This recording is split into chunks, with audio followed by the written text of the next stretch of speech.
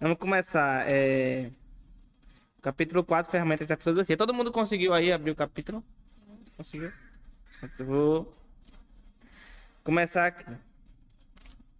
É relativamente fácil professar uma crença ou opinião. Defendê-la é uma questão bem diferente. E a mera profissão de uma crença, evidentemente, não garante sua verdade. Voltamos-nos para o filósofo à procura de ajuda, já que a argumentação faz parte de sua atividade. Podemos nos decepcionar, no entanto, pois aparentemente os filósofos defendem diversos pontos de vista muito ou pouco conflitantes acerca de perguntas muito abstratas. É difícil saber quem está com a razão, se houver alguém, e quem está errado. Pontos de vista parecem ser sustentados simplesmente em função de como alguém se sente acerca do ponto de vista em questão. William James, um pragmatista, até mesmo alegou que nossas emoções é que determinam, em última análise, o que consideramos certo e errado. Assim, o principiante no estudo de filosofia poderia ter a impressão de que não existe o certo ou errado, apenas questões de opinião. O melhor que um estudante pode fazer, segundo parece, é explicar com empatia os escritos de cada filósofo. Mas a avaliação crítica, que, como dissemos anteriormente, está no âmago da pesquisa filosófica, é impossível. Essa pressuposição precisa ser desafiada. Se for verídica, então, na filosofia, todas as respostas são igualmente adequadas, ou, o que acaba sendo a mesma coisa, igualmente inadequadas. Nenhuma ideia pode ser propriamente chamada de verdadeira ou falsa. Essa pressuposição, no entanto, é simplesmente incorreta. Alguns problemas filosóficos têm respostas que são claramente verdadeiras. Além disso, mesmo nas disputas filosóficas, em que não há uma resposta única, não se deve pressupor, por esse motivo, que pode acreditar no que quiser. Algumas respostas podem ser descartadas com certeza. Outras, embora não sejam de todo satisfatórias, são claramente mais adequadas ou prováveis do que outras. Além disso, podemos observar progresso na discussão desses problemas mais difíceis. Pode ser que no futuro venha a surgir uma resposta que, segundo um consenso geral, seja verdadeira ou mais adequada. As ferramentas com as quais os problemas filosóficos são respondidos ou elucidados situam-se no campo da lógica, tomando em sentido mais amplo. Então vamos ver agora a natureza de um argumento. Uma vez que a filosofia se ocupa tanto com o argumento, é absolutamente necessário definir com clareza o que é um argumento. Um argumento é qualquer grupo de enunciados ou proposições, dentre as quais se alega que uma dessas proposições é derivada das demais. Essas últimas são consideradas as proposições que fornecem a evidência ou a base para a conclusão. Portanto, os argumentos têm uma certa estrutura, as premissas e a conclusão. As premissas são a evidência ou base de um argumento. A conclusão é a proposição que, segundo se alega, segue-se a partir daquela evidência. A estrutura acerca da qual acabamos de falar pode ser formalizada como no seguinte argumento. Premissa 1. Todos os homens são mortais. Premissa 2. Sócrates é um homem. Conclusão. Portanto, Sócrates é mortal. O argumento pode também ser bastante informal, como no seguinte exemplo. Todo estudante universitário deve cursar ao menos 3 matérias de filosofia. Conclusão. Porque livra a mente de preconceitos e ensina princípios para a ação correta. Essa é a premissa. Assim, mesmo que um filósofo não nos tenha fornecido um argumento formalizado, deveremos saber construir seu argumento de maneira mais estruturada. Isso acontece se vocês ler Heidegger, por exemplo, né, ou Kant, vocês, assim, muitos filósofos não analíticos, né, continentais, às vezes eles tentam provar um ponto deles e não fica muito claro onde estão as premissas, onde está a conclusão, e essa tarefa é nossa, de tentar identificar o que é que ele está querendo dizer. Qual é o argumento dele ali, afinal de contas, né? Porque às vezes o próprio filósofo não deixa isso muito claro, e às vezes a gente tem que desvendar. É tipo hoje o argumento moral de Kant tem diversas interpretações, porque Kant não foi muito bem claro, né? Aí você tenta formalizar o argumento para tentar dizer o que é que ele está argumentando de fato. Conforme você perceberá, não há enunciados que tenham por característica serem conclusões ou premissas. Qualquer proposição pode ser uma conclusão ou uma premissa. Aliás, a conclusão de um argumento pode muito bem ser a premissa de outro. Por exemplo, argumento número 1. Premissa 1. Todos os milionários são avarentos. Premissa 2. Todos os avarentos são infelizes. Conclusão. Todos os milionários são infelizes. Segundo argumento, e nesse ele utiliza a conclusão do primeiro argumento. Todos os milionários são pessoas infelizes. Premissa 2. Todas as pessoas infelizes são de difícil convívio. Conclusão. Todos os milionários são de difícil convívio. Agora vamos ver os tipos de argumento, que é dedutivo e indutivo. Acabou que nos cursos de lógica que a gente teve, a gente não viu argumentos indutivos, né? Os professores de lógica não entraram nesse assunto, mas é comum na filosofia utilizarem argumentos indutivos, seja por dedução, ou seja por premissas, ou seja raciocínio de probabilidade, por exemplo. Nos argumentos indutivos, as premissas alegam fornecer alguma evidência para a conclusão. Um bom argumento indutivo terá uma conclusão altamente provável, ou seja, há uma probabilidade razoável de que a conclusão venha a ocorrer ou seja verdadeira. Desse modo, disse que os argumentos indutivos são adequados ou inadequados, e não verdadeiros ou falsos. Ou disse que a conclusão é provavelmente verdadeira. Vamos dar um exemplo de um argumento indutivo. Um número grande e variado de estudantes universitários foi observado. Notou-se que um bom número deles obtém notas consideravelmente melhores depois de uma experiência religiosa chamada conversão. Por razões diversas, sabe-se também que uma experiência religiosa tranquiliza a mente da pessoa e aumenta sua motivação. João da Silva acabou de se converter e suas notas melhoraram cerca de 20%. Portanto, é natural concluir que a melhora acadêmica de João é o resultado da sua fé recém-descoberta. No entanto, note que, embora essa seja uma indução razoável, certamente não é um argumento dedutivamente válido, nem é certa a conclusão. Apenas a conclusão é provável, né? Esse é o tipo de explicação, por exemplo, que ocorre na ciência. É uma generalização de certas observações que nós temos. A conclusão não é certa, não é de certeza, mas ela é muito provável, pode ser 90%, 60%, mas é apenas uma conclusão provável. As premissas não garantem que a conclusão é verdadeira. Embora os cânones da lógica indutiva não sejam tão rígidos quanto os da lógica dedutiva, John Stuart Mill definiu algumas regras que formam a base da lógica indutiva. Essas regras são o método da concordância, o método da diferença, o método conjunto e o método das variações concomitantes. Esse foi o que a gente viu no encontro passado, né? Que já tem um tempinho, mas é o capítulo anterior. Aí você pode ir só nessa parte e olhar do que se trata. Agora, os argumentos dedutivos. Ao longo do restante desse capítulo, nos ocuparemos dos argumentos dedutivos. Em um argumento dedutivo, se for válido, as premissas garantem a conclusão. Isto é, se as premissas são verdadeiras, então a conclusão segue-se com necessidade lógica e não pode ser falsa.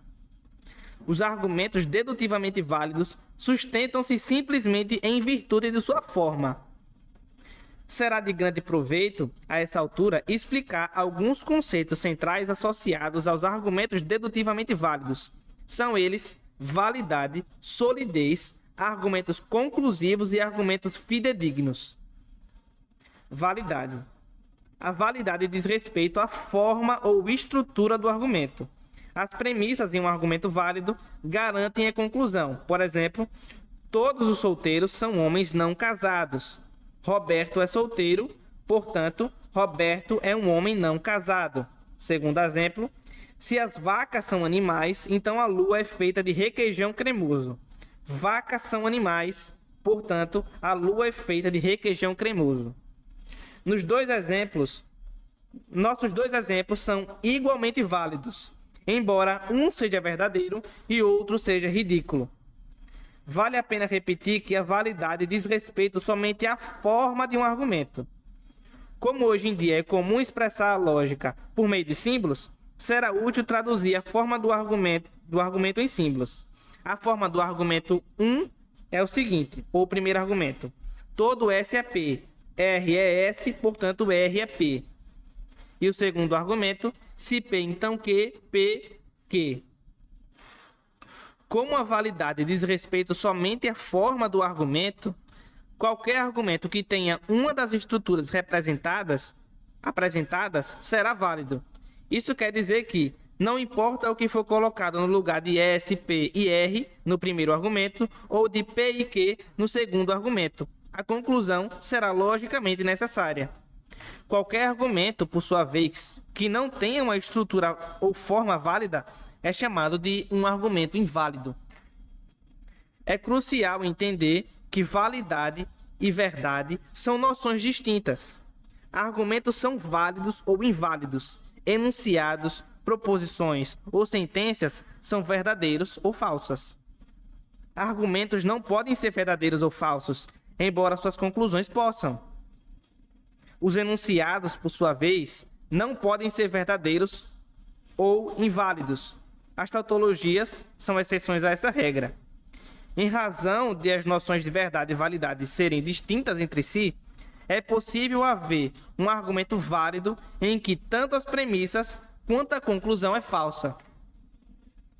Também é possível haver um argumento válido com a conclusão verdadeira e premissas falsas. É impossível, porém, haver um argumento válido com premissas verdadeiras e conclusão falsa. A invalidade e a verdade também se relacionam de diversas maneiras. Por exemplo, um argumento inválido pode ter premissas verdadeiras e uma conclusão falsa. Ou um argumento inválido pode ter premissas falsas e uma conclusão verdadeira. Portanto, é importante perceber que a veracidade ou falsidade das premissas e da conclusão não nos dirá coisa alguma acerca da validade de um argumento. E vice-versa, ou seja, a validade ou invalidade de um argumento não nos dirá nada acerca da veracidade das premissas ou da conclusão. A lógica, por si só, não pode determinar a verdade. Solidez. Nos argumentos verdadeiros, estamos interessados em mais do que apenas a validade. Por isso, a ideia de solidez se torna central. Um argumento sólido é um argumento válido com premissas verdadeiras. Quando as premissas são verdadeiras e um argumento é válido, segue-se que a conclusão forçosamente deve ser verdadeira. Um argumento dedutivo que não consegue estabelecer a veracidade de uma conclusão chama-se de não sólido. Ele não pode ser sólido por uma de duas razões. Primeiro, pode ser inválido ou, em segundo lugar, pode ter uma ou mais premissas falsas. Ainda precisamos distinguir entre argumentos conclusivos e argumentos fidedignos. Um argumento pode ser válido, mas se não soubermos sobre a veracidade das nossas premissas, não poderemos saber quanto à veracidade da nossa conclusão. Argumentos conclusivos. G. A. Moore ressaltava a importância não somente de argumentos sólidos, como também de argumentos conclusivos, quando puderem ser formulados, é claro. A diferença entre um argumento sólido e um conclusivo é que, no caso do conclusivo, sabe-se que as premissas são verdadeiras. Quando o argumento é meramente sólido, pode-se ou não saber que as premissas são verdadeiras. Uma vez que tal argumento é consideravelmente mais fraco, os argumentos conclusivos na discussão filosófica são altamente desejáveis. Argumentos fidedignos. Infelizmente, é muito difícil chegar a argumentos conclusivos. Alguns filósofos têm argumentado que, na realidade, eles não existem. Consequentemente, a maioria dos filósofos fala de argumentos fidedignos. Um argumento fidedigno é um argumento válido em que temos boa evidência a favor da veracidade das premissas. Há graus de fidedignidade, conforme a força da evidência em prol da veracidade da premissa. Em um argumento fidedigno, se certas premissas são verdadeiras, ou melhor, se tivermos boa evidência em favor da veracidade delas, a lógica ajudará a determinar a veracidade ou fidedignidade das conclusões que podem ser derivadas dessas premissas. Assim, vimos que a validade não é suficiente para garantir a veracidade de nenhum enunciado. Da mesma forma, não há a menor possibilidade de um argumento inválido ser sólido, conclusivo ou fidedigno.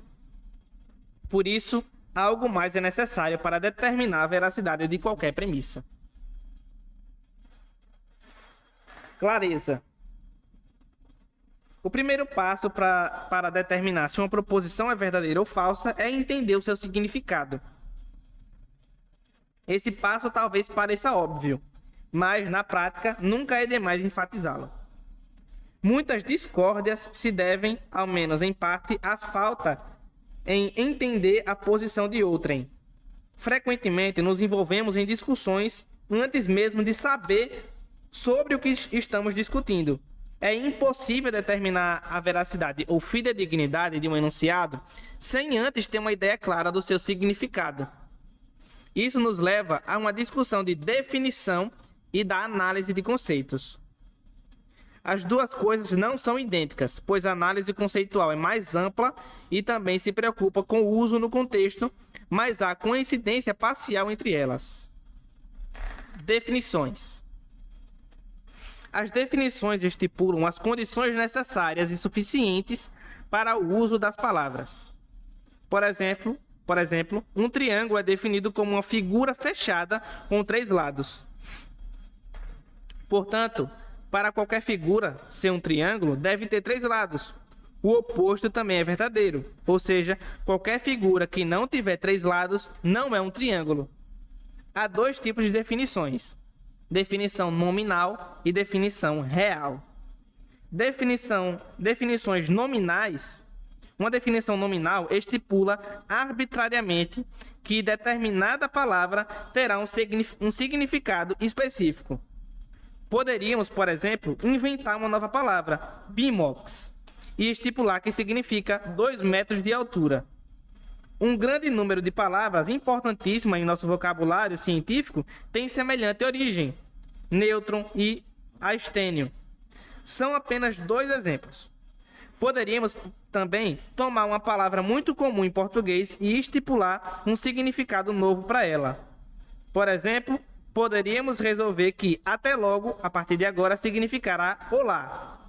Naturalmente, semelhante afastamento do uso comum provocaria confusão e atrapalharia a comunicação, mas não é errôneo. Alguns filósofos fizeram isso, né? Tipo, se você vê As Paixões da Alma do Descartes, algumas definições que ele dá, embora seja a mesma palavra, a definição que ele dá está longe de ser o que a gente usa normalmente no dia a dia. Normalmente, não dedicamos tempo ou esforços para elaborar nossa própria linguagem ou definir nossos próprios termos. Pelo contrário, aceitamos as definições nominais que os falantes nativos de uma língua aceitam. Em português, essas definições podem ser achadas em um bom dicionário. Portanto, quando falamos do emprego errôneo de uma palavra, queremos dizer que alguém se distanciou do uso normal da língua portuguesa. Definições reais. Definições reais descrevem o conjunto de propriedades possuídas por todos os membros de uma certa classe e não possuídas por qualquer coisa fora da classe. É crucial notar que definições reais podem ser verdadeiras ou falsas, ao passo que as definições nominais não. Uma definição nominal é limitada apenas pelas restrições de convenção. Tal definição não é nem verdadeira nem falsa. Ou é útil ou é inadequada. As definições reais, porém, dizem respeito a considerações factuais. Se uma definição real não delinear adequadamente a classe de coisas que foi formulada para definir, é falsa. Se, porém, delineá-la adequadamente, é verdadeira. Por exemplo, Aristóteles pensava que animal racional é uma definição real de homem. Deve ser observado que um grupo considerável de filósofos contemporâneos discorda que definições reais sejam possíveis. Eles rejeitam aquilo que chamam de essencialismo, a doutrina de que coisas, objetos e pessoas possuem um conjunto de características ou propriedades que são específicas daquele grupo. Análise conceitual. A análise conceitual, conforme já mencionado, está estritamente relacionada à tarefa da definição. A análise da linguagem começa com o exame de definições, mas não para por ali. Procura observar o uso dessas palavras na linguagem comum, geralmente, embora nem sempre. Um praticante de destaque desse método foi J.L. Austin, no seu pequeno e famoso livro Como Fazer Coisas com Palavras. Austin procurou analisar nas palavras no contexto total daquilo que se chamava o ato de fala. Método científico. A clareza é o primeiro passo para testar a veracidade ou fidedignidade de um enunciado. Mas algo mais é necessário. Podemos entender o que uma frase significa, mas não podemos saber a partir disso se é verdadeira. No seu famoso ensaio, A Fixação da Crença, Charles Peirce examina os 4 métodos básicos de fixar uma crença ou de determinar a verdade que tem sido usado pelo homem ao longo da história. Chama-os método da tenacidade, método da autoridade, método metafísico ou a priori e método científico ou pragmático. No conceito de Peirce, somente esse último método, ou seja, o método científico, é satisfatório, pois os outros 3 sempre entram em colapso na prática.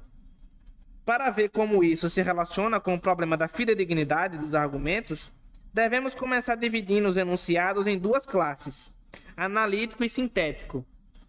Os enunciados analíticos são verdadeiros em virtude dos significados das suas partes constituintes.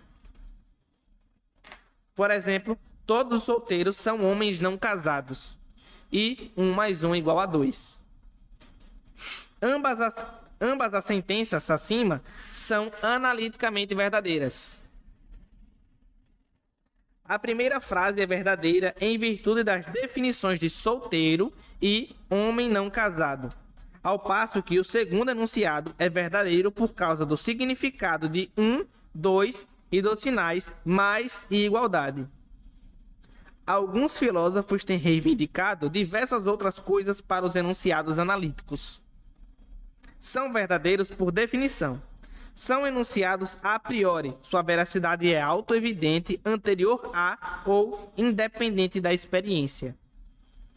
Sua negação é uma contradição.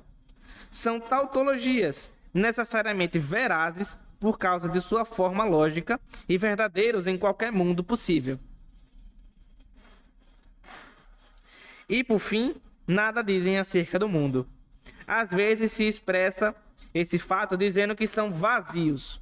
O enunciado, todos os solteiros são homens não casados, nada indica se há algum solteiro no mundo. Portanto, os filósofos alegam que os enunciados analíticos carecem de significado existencial ou são vazios. Enunciados sintéticos são um assunto bem diferente. são enunciados a posteriori, ou seja, sua veracidade é determinada por um apelo à evidência factual. É aqui que o ensaio de Peirce se torna importante. O método científico, conforme ele o chama, requer que eu trate todas as minhas crenças como hipóteses. Todas devem estar abertas à averiguação pública, à confirmação ou refutação públicas. Somente então posso alegar que um enunciado é verdadeiro ou justificado. Além disso, uma vez que minhas crenças são formuladas no contexto de hipótese, estarão sujeitas a testes ou confirmação repetidos. A consideração crucial é que a experiência da sociedade, e não apenas a experiência de um indivíduo, seja um tribunal de última instância para uma teoria ou explicação científica. O método científico é determinar se um enunciado é verdadeiro ou fidedigno. O método científico de determinar se um enunciado é verdadeiro ou fidedigno tem 4 passos. Primeiro, formular o enunciado com cuidado e clareza. 2, prever as implicações de semelhante crença. 3, realizar experiências controladas para confirmar ou refutar essas implicações e observar as consequências. E 4, aceitar ou rejeitar o enunciado como resultado. Alguns filósofos têm alegado que o método científico se aplica a todas as áreas da investigação que sejam a posteriori, entre as quais estão a moralidade, a estética e a religião. Outros filósofos contemporâneos rejeitam a aplicação universal e absoluta do método científico, embora reconheçam sua importância em grande parte da investigação empírica. Quiser falar alguma coisa, fique à vontade, viu? Agora vamos ver silogismos dedutivos.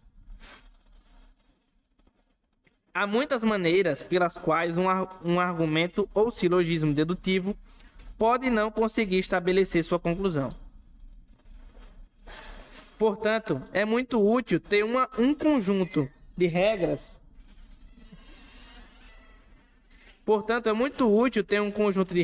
Que facilitarão a formulação de argumentos válidos. Só tá estudando, né? Pronto. A gente sai daqui a pouco. Tem galera que estão ouvindo a pausa para... Enfim, voltando para o assunto de silogismo, quem teve que mudar de sala. Vamos lá, silogismo dedutivo. Há muitas maneiras pelas quais um argumento ou silogismo dedutivo pode não conseguir estabelecer sua conclusão. Portanto, é muito útil ter um conjunto de regras que facilitarão a formulação de argumentos válidos. Tais regras nos ajudarão a evitar falácias que tornam inválidas as conclusões. Segue-se abaixo 6 regras para silogismos válidos de estrutura padrão. Regra número 1. Um silogismo categórico válido deve conter somente 3 termos, sem que nenhum deles possa ser usado em sentido equívoco. A conclusão de um argumento assevera certo relacionamento entre 2 termos. Esses 2 termos devem ser relacionados a um terceiro, que se encontra nas premissas. Quando esse relacionamento não é verídico, então nenhum relacionamento válido pode ser reivindicado na conclusão. Qualquer silogismo que tiver mais de 3 termos é inválido e se diz que ele comete a falácia dos 4 termos. Por exemplo, vacas são da cor marrom. Animais têm 4 pernas. Logo, as vacas têm 4 pernas. A conclusão é verídica, mas o argumento é inválido. A razão é que temos 4 termos: vaca, marrom, animais e 4 pernas. Em lugar nenhum, foi dito que vacas são animais. Assim, a conclusão não decorre logicamente das premissas. Em nosso segundo exemplo, parece que temos apenas 3 termos. Mas, nesse caso, um termo é usado com mais de um sentido, algo que se chama equivocação. Embora este seja um exemplo simples e claro, a equivocação muitas vezes pode ser sofisticada e difícil de ser detectada. Aqui está o exemplo. Todos os assentos do parque são bancos. Todo banco tem dinheiro. Logo, todos os assentos do parque têm dinheiro. Aqui temos uma conclusão falsa por causa da falácia dos 4 termos. Embora talvez pareça que empregamos apenas 3 termos, o termo banco é empregado nas premissas do nosso argumento em 2 sentidos diferentes. Logo, o argumento é inválido. Regra número 2. Em um silogismo categórico válido, o termo médio deve ser distribuído pelo menos uma vez nas premissas. O termo médio é facilmente identificável em um silogismo categórico, pois é o termo encontrado duas vezes nas premissas. Um termo é distribuído em uma premissa quando se refere a todos os membros da classe sobre tal condição designados.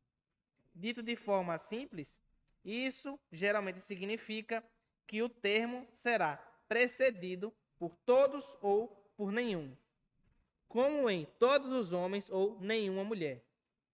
Afirma-se que qualquer silogismo que violar essa regra comete a falácia do meio não distribuído.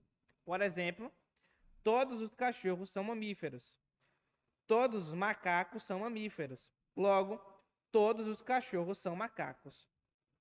Observe que o termo médio, mamífero, não é distribuído, não precedido por todos ou nenhum. Logo, a conclusão não pode descrever o relacionamento entre cachorros e macacos. Nosso exemplo contém tanto o argumento inválido quanto uma conclusão falsa. Regra número 3. Em um silogismo válido,